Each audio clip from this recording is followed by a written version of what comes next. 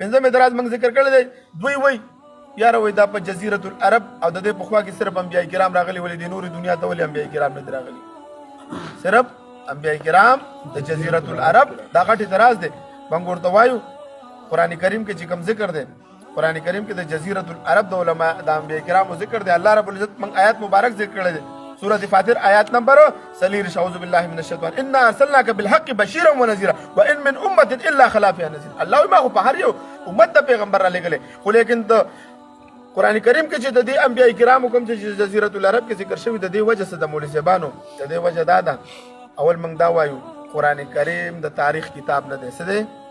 د پیغمبرانو د تاریخ کتاب نه، دا د احکاماتو کتاب دی. په دې کې الله احکامات نازل کړي. یو جواب شو. دویم جواب دا دی چې قرآن کریم ته مخامخ کم خلکو عربو شابسې د جزیرة العرب خلکو که چېرته دوی ته د پاکستان او د نورو ملکونو د انبیاء کرامو ذکر پکې وی، نو دوی به ویل چې راشه ولې ماته وښیوه چې موږ بیا وروسته په ایمان راوړو. نو دوی ته وښودل چې وګوره شعیب علیه السلام قوم داسې کول، د ابراهیم علیه السلام په دغه کې تېر شوی دی، په فلسطین کې نږدې دي ورسره. نو د هغه علما د هغه انبیاء کرامو ذکر یې پکې وکړو. حالانکه که دا خبره نه وي، نو الله رب العزت هر یو قوم ته څه رالیږلی دی؟ پیغمبر را لېږلی او د قرآن دلیل په دې باندې سره. په دې خبرو باندې پوه شوئ؟ جزیرة العرب کې علما کرام انبیاء کرام ولې راغلي دي او دا قرآن کریم کې د هغه انبیاء کرامو ذکر ولې دی چې کوم په جزیرة العرب کې دی؟ موږ ورته وایو هغه وخت مخاطبینو د اسانتیا دپاره الله ورته ویلې که چېرته شک کوئ لاړ شئ ګورئ د لوط علیه السلام قوم سره څه شوي دي، قوم سبا سره، قوم عاد سره، قوم ثمود سره، دې ټولو سره څه شوي. د خپل د وخت د پیغمبر خبرې نه به انکار وکړو. د شعیب علیه السلام قوم عمان کې دی که نه، هغه ورسره نږدې ملکونه دي. نو دا په قرآن کریم کې چې د انبیاء کرامو د جزیرة العرب د انبیاء کرامو ذکر و د دې وجې نه. او بل قرآن کریم د تاریخ کتاب نه، دا د احکاماتو کتاب دی. جواب دا سوال انبیاء کرامو تاریخ نه د نوقفتیا باندې مبني دی. په قرآن کریم کې الله تعالی صرف د هغه انبیاء کرامو ذکر ولې کړی دی کوم چې په جزیرة العرب کې پیدا شوي دي. د الله تعالی په قرآن پاک کې فرمایلی دي چې ما د ټولو قومونو دپاره انبیاء کرام را لېږلي دي. انا ارسلناک بالحق بشیرا ونذیرا وان من امة الا خلا فيها نذیر. بېشکه موږ راولېږلي دي زیري ورکوونکي او ویرونکي، او یو امت هم داسې نه دی تېر شوی چې موږ ورته ویرونکي نه وي رالیږلي. په دنیا کې داسې کوم قوم نه دی تېر شوی چې الله جل شانه پکې ویرونکي نه وي رالیږلي. انبیاء کرام علیهم السلام خو هر قوم ته راغلي دي، لیکن الله تعالی په قرآن پاک کې جزیرة العرب د انبیاء کرامو د دې په خوا کې چې کوم علاقې دي د هغې ذکر یې کړی دی. اوله وجه دا ده چې ظاهره قرآن پاک د انبیاء کرامو د تاریخ کتاب نه دی.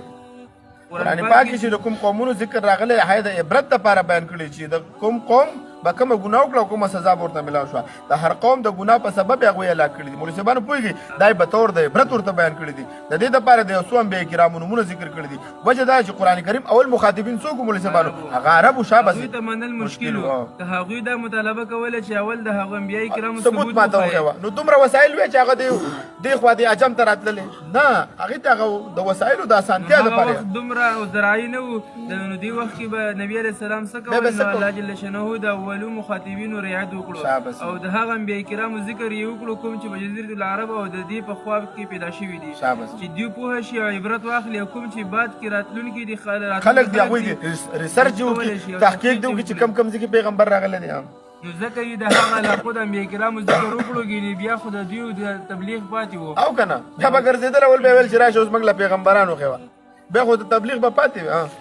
اول موږ ته هغه قومونه وښایه بیا به موږ ایمان راوړو. په دې باندې پوه شوې؟